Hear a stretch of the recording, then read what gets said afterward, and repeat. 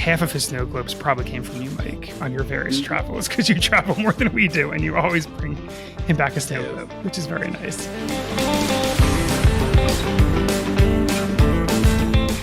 Hey everyone, I'm Mike. I'm Andrew. We're the Midlife Guys. So, Andrew, we just got through Labor Day weekend here in the United States. Long weekend. Were you able to catch up on any rest? I love a good long weekend, a little bit of rest, some relaxation.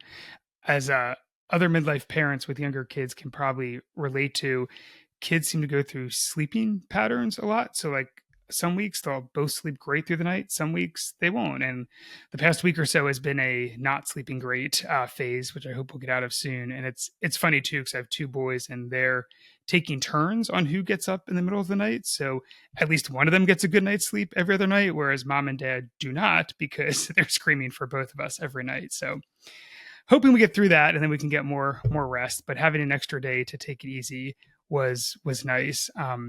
In fact, it was kind of cool. We got together with a bunch of neighbors who all happened to be midlifers as well for a barbecue one afternoon. And it was cool because we're all kind of roughly the same age. Some folks married with kids, some not married, some don't have kids. Kids' ages are from like newborn to 10. So there's a wide perspective. But it was interesting. All of us were talking about the desire for the fall routine, kind of the back to school, everyone on the same schedule routine to come back, which I know I talked about in another episode, but I think it's definitely true that a lot of folks are feeling wanting to get back to that routine, but also being a little bit worried about how busy the fall can get, because the fall always seems to be a really hectic time.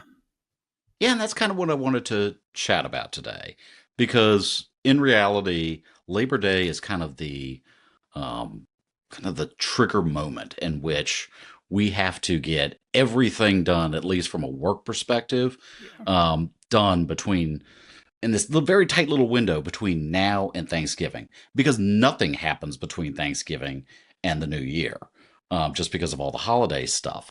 And so, this time of year ends up getting incredibly stressful. And whether you're a parent or not, one of the things that I've been reading about recently is that the rate of burnout among those in middle age since 2020 has been steadily increasing. This comes from the American Psychological Association, Mental Health UK, and some other mental health organizations. And, as we discussed last week, midlifers or middle-aged folks do tend to prioritize mental health a lot more, but that doesn't mean that it's actually translating into results, which is something that I think is a pretty worrying trend. So, for example, did you know that half the parents in the United States report feeling completely overwhelmed? I am not surprised by that number. In fact, it might even surprise it's not a little higher. But yeah, I mean, I think it is normal to feel overwhelmed at times, and kind of like the sleep thing. Like, I feel, at least for me as a parent, it kind of comes in waves too, where like certain times of the year just seem much more stressful and busy and hectic and overwhelming. And again, I feel like fall is definitely one of those periods. You've got back to school stuff, you've got all the fall sports that are going on.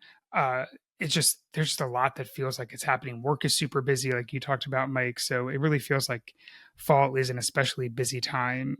And at least in our area, like the sports kick back in too. So I know we have kind of a rule in our house that kids do one sport per season. That kind of works for us. It feels like everybody gets to do something, but we're not stretched too thin. But we know families where kids are doing 2, 3, 4 activities, like each kid, which just stresses me out. It's kind of crazy. And I think that leads to part of the burnout too, right? Is sort of, you've got stress from work, but then stress from wanting to make it feel like you're doing enough for your kids, and it all just kind of comes together and makes you feel like there's no time for anything. Yeah. Every week I try to text, some of my friend group just to keep conversations going when we can't see each other physically. And, one of my friends who does not have kids spent the entire Labor Day weekend at the beach. But he told me, after he got back, that his anxiety level was at 99% and his social Wow. battery was completely spent, just because of all the work projects that he's got coming up. I was talking with another friend of ours who had mentioned, you know, the entire long weekend was spent getting ready for her son's birthday. She was up late at night, getting presents wrapped and everything like that. It's just a lot. It's a lot. Yeah. And I think those are two perspectives given, somebody who doesn't have kids and somebody who does have kids. I myself don't have kids, and I was out till 11 on Friday and midnight on Sunday night, but I took Saturday and Monday to be pretty chill because if I didn't, I was going to be in a just a really bad place this week, and I did not need that. But I feel like between family and friendships and even enrichment activities. I know, we have a lot of friends that are, currently getting master's degrees or other advanced degrees or taking classes for cultural enrichment, whether it be language classes or cooking, things of that nature. Midlifers really tend to do a lot. They tend to Yeah. prioritize a lot. Um, but at the same time, they don't really know when to take a break. And I think that there's going to be a breaking point at some point with that if it's not addressed. But speaking of breaks, you had sent me this really interesting article from the Atlantic about vacationing with children. So, do you want to talk about that?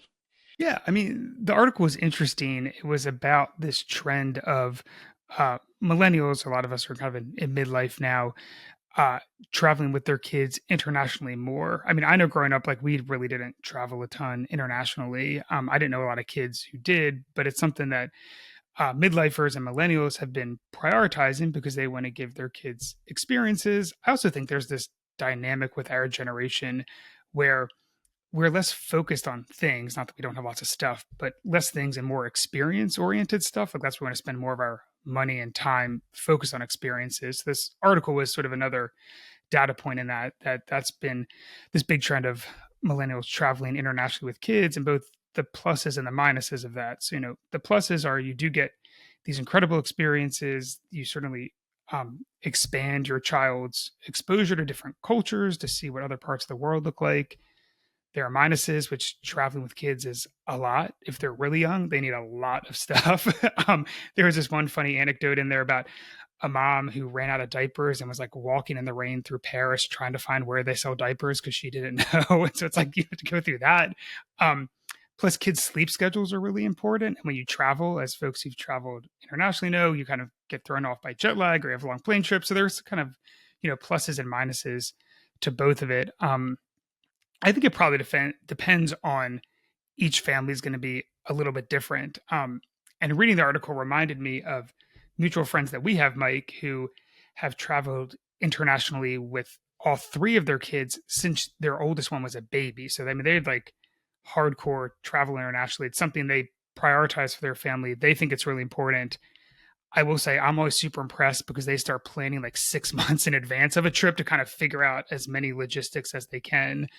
Um, but it reminded me of 2 or 3 years ago when my wife and I were celebrating our 10th anniversary. We went to Spain and we ended up being in Madrid at the exact same time that this family was in Spain and in Madrid as well with their family. And so we met up in Retiro Park, which is sort of like the big park that's in Madrid. And it was fun spending a couple hours with them and seeing the kids who we know.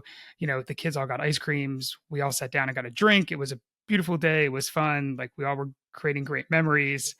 But walking back towards the hotels before we kind of diverged, the kids were starting to melt down. And by the time my wife and I got back to our room, we both looked at each other and we're like, we're glad we're here with just the two of us. Not that I don't love my children, but this works for our family right now. And we have done some, I guess I would call like light international travel with our boys. We've gone kind of places that are close to the United States, the Caribbean, kind of mostly. Either on a cruise or flying. I know my rule of thumb is sort of, I think our boys can handle like a 3 to 3.5 hour flight. When you get above that, it gets a little bit dicey on how they're gonna do. Oh, Freeman, you had a great Yes. story that you uh, mentioned to us yesterday in the chat. So, what is your experience? You've got a good one. Oh, I don't know how much of a story it is. No, last year, uh, my wife and I decided to go to Mexico City for a month with our then 2 and 4 year old, I guess, and great time, no regrets. I work remotely, I could do it. She was on maternity leave because we have 18 months of maternity leave here in Canada, haha. And so she was on that, and it was a great time. With the exception that all of us threw up at least once at various points throughout the entire trip for various reasons. Um, Most of which were foodborne illness related. I threw up in a poor guy's Uber, and like had to like quickly open the window and like a little bit spat out. And anyway, I gave him some money to clean it, and he just kind of like laughed and took the money and was like probably not going to clean it, but whatever. I felt bad for making his Uber stink. Uh, yeah. I mean, what were you saying about experiences? This is an experience, right, Andrew? That's It right. was a You're good time. So, yeah, it was nice. I think to your point, I want to add one thing is when you were saying um, that we value experiences more, our generation is less materialistic. I think part of that is tied to like we don't have as much space. Houses are smaller, more families are in That's a good condos. point. There's a whole boomer generation sitting in like large detached houses that are like vaguely hoarder-ish, and they're like filled with all this stuff. Um, and seeing what happens as that generation is slowly passing away, which is estate sales where nobody wants to buy the trinkets, is like kind of making us rethink. Hey, you know what? Like, do we need all these little like shot glasses like behind a cabinet somewhere in a dining room we don't use? Probably not. Let's save our money and take a road trip or something. So anyway, Yeah. just some further thoughts, but yeah, very pro Yeah. travel. Oh yeah. I mean, that is going to be a topic for a future episode because that is a big topic. My Yeah. parents are a perfect example of that, living in a 5,000 square foot house, just the two of them, Two people. and That's a lot of two space. people, and with all this shit. And they're like, and my mom's like, oh, this will pass down to you. And I'm like, I don't want that. I do not want that. I do not want that. But that's a topic for another day. We Another could go on for hours and hours about this the topic. intersection is what's the word I'm thinking of? Souvenirs. Uh, like Andrew, if you're traveling, Yeah. because like my parents would like get souvenir junk from all over the world, and then that turns into like just something that sits on a shelf.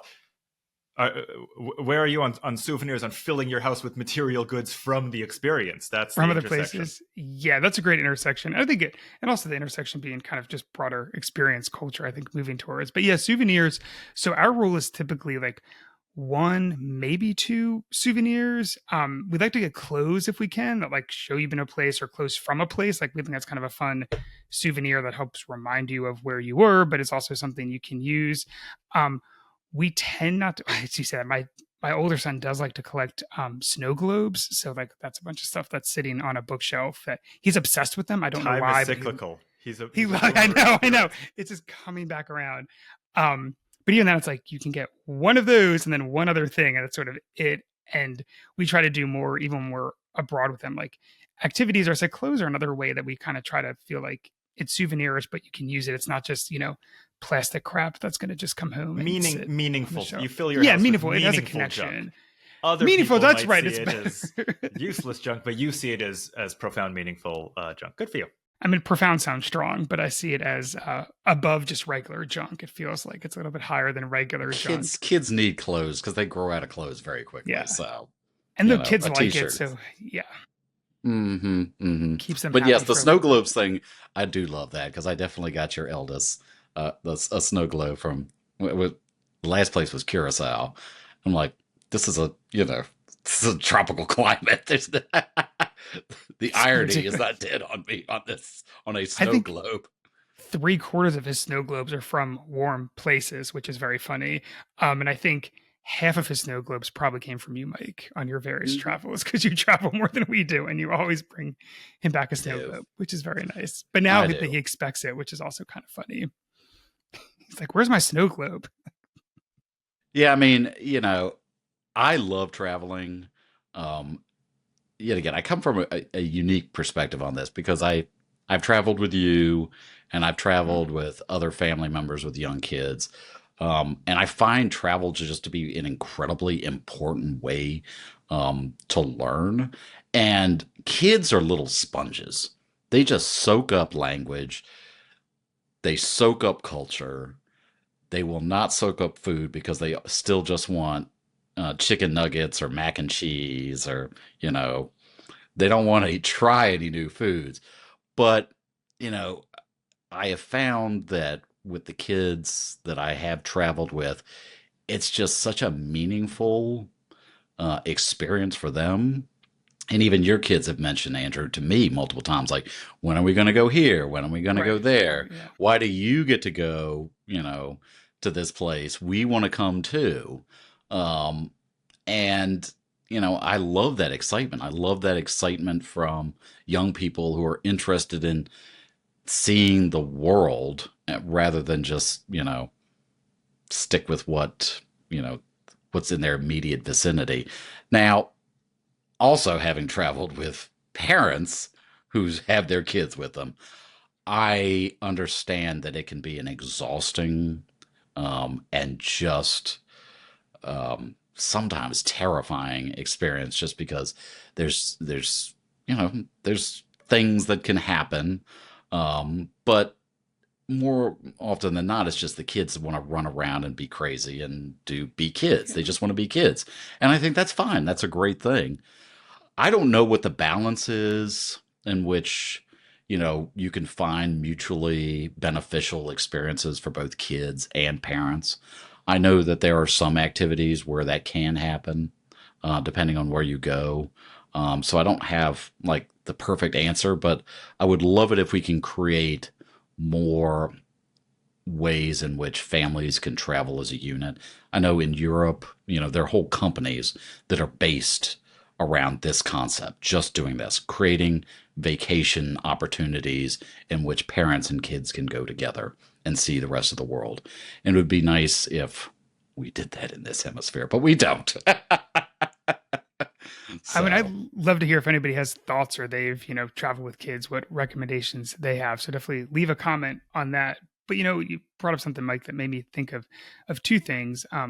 One is I think you're absolutely right about trying to find that balance between what parents want to do and what kids want to do, or some place that could hopefully work for both adults and kids. Because I definitely think there's a pitfall, and I see lots of parents doing this where you think it's all about the kids, but if it's all about the kids and you have a terrible time, like then that's just going to kind of cascade. And I think everyone's going to have a bad time. So I think that is really important, trying to figure out or planning far enough in ahead to figure out how can we balance what would work for parents and what would work for kids. And the other thing that you reminded me of is because you have traveled with us and our kids a couple of times. And when we've traveled elsewhere with family members or larger family groups where there are multiple adults, that makes a huge difference and is super helpful when you have an extra pair of adult hands or a couple pairs of extra adult hands to help out. So I want to try to get more like larger group stuff because I think that would be fun too and be helpful for kids. Not that some adults, especially if you don't have kids, don't want to do your own thing too, but every now and then come with the kids. It's fun. You can help out. You'll get to see something slightly different. yeah, I mean, you brought up another good point, not to belabor this topic, but um, everybody needs a break. And if you're thinking about traveling with your kids, both you as a parent and kids do need a break. So then sometimes it's best not to go to bigger cities. Sometimes you can just find an Airbnb, like maybe in a suburb of a city or even in the countryside. I mean, the kids are going to have fun because they're with their parents in a new place, no matter where they are. And so I do think I have seen a lot of parents that have, we just had a whole group of friends that went to Italy, but they weren't in Rome. They weren't in Venice. They were in Yeah. the countryside. And that way they could chill. The kids could have fun. Um, and if you're able to do that, I'd say go for it. Yeah, yeah. And if there's a pool, most kids will be happy. That's really what they want Yes, most of it's the all about the time. pool. So, going back to our point about burnout and being able to take a rest, I did want to close out this discussion with a study published by Glassdoor. So, in June of this year, millennials officially became the largest share of managerial workforce, comprising of 39% of managers in the United States. So, this is kind of cool. I think it's kind of cool. Yay for us. Yay. But one of the things that I found really interesting is that these individuals are trying to build cultures in which there's no burnout, but they themselves feel really burned out. So, in thinking about this more, I was like, why would that be the case? And I'm not entirely convinced that it's related directly to the job itself or managing a new team. I think it may have more to do with all of the other responsibilities that they have outside of work, whether it be family or friends or whatever else that we were talking about. And to so I kind of went down a rabbit hole in thinking about this, and Pew Research Center really did some good stuff, and kind of backed up what my hypothesis a bit. So the first is, why this burnout's occurring. So first, the gap in wages between midlifers who have a college degree and those who don't has grown to the largest point since 1968. Inflation is getting worse and worse. And it's mounting on middle aged folks or midlifers at a greater rate because of groceries and needs for families and housing. Going back to Freeman's point, I mean, housing is just incredibly expensive, and we have a whole generation that is convinced that they need to stay in their 5,000 square foot home, even though they don't. Um, but so, I think that we've got a ton of, there are all of these outside forces that are really, I think, adding to this growing burnout rate among midlifers.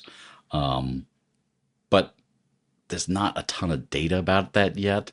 And I'd just be curious to hear your thoughts about that. Yeah, I mean, I think you're right. There probably is a broader burnout, and I feel like it is more than just like job or family or a combination of those things. It does feel so. Here's something else I think that's kind of interesting. You had mentioned there's not tons of data. I feel like sometimes too, data in the aggregate doesn't always capture people's experiences in the real world, right? Or like how it actually like feels or the pressure that you have. That's not always captured. Or it's like, oh, the economy's doing great, or this is good, or unemployment's low, or whatever it might be. It doesn't always capture like the pressure or the financial insecurity that people have. And I think a lot of that goes back to some of the points you were mentioning, Mike, around like just how expensive life is. I mean, just everything is expensive, and it's inflation, it's housing affordability. It's honestly talking to some friends last week who haven't bought a house. They've just always been renting, and now they kind of were thinking about it, but like it's literally impossible for us to be able to afford to buy a house. So it's almost like you've missed that window if you didn't already get in. So it's just like there are all these external pressures that I think are putting a lot of downward force on midlifers, especially because I mean we're supposed to be in our sort of prime earning years, right? Supposed to be getting towards the top of the hill and making our mark and all that other cliched stuff. But like it doesn't feel that way a lot of the times. It feels like we're still sort of clawing very slowly up a hill that's kind of crumbling around us, or we're like barely treading water. And as I think back, and not to get into a generational spat because it's that's sort of a bit Do it. Do it. Blame the boomers. Blame the it seems boomers. too easy of a response. But I mean, look at too, like I was just thinking back, in our generation, roughly, like we were in the workforce for maybe a couple of years before the Great Recession hits, and who gets knocked off mostly by that? New college grads are the youngest, newest employees, so you have to survive that for, at least a couple of years before things start to kind of come back. And then less than 10 years later, you get hit with COVID. And so then you have all that economic upheaval. And now we're in this high inflationary environment where there's lots of instability, we'll just say, throughout the world. Like no one's really quite sure what direction the world's going in. And so I think you just have all these, it seems like we just constantly get hit by wave after wave of external forces that I think leads to some of that feeling of burnout and like we can never really get ahead. Because I definitely feel like that sometimes. It's like you do everything you're supposed to do, but you don't ever feel like you're making big strides forward. No, I completely agree. And then with the introduction of AI, That's another, yep. Whereas that seems to be disproportionately hurting entry level workers. We don't know where this is going, and everybody is racing towards AI, thinking this is this panacea of hope and dreams for the future. And I'm not convinced that's the case at all. But here we are. So, yeah.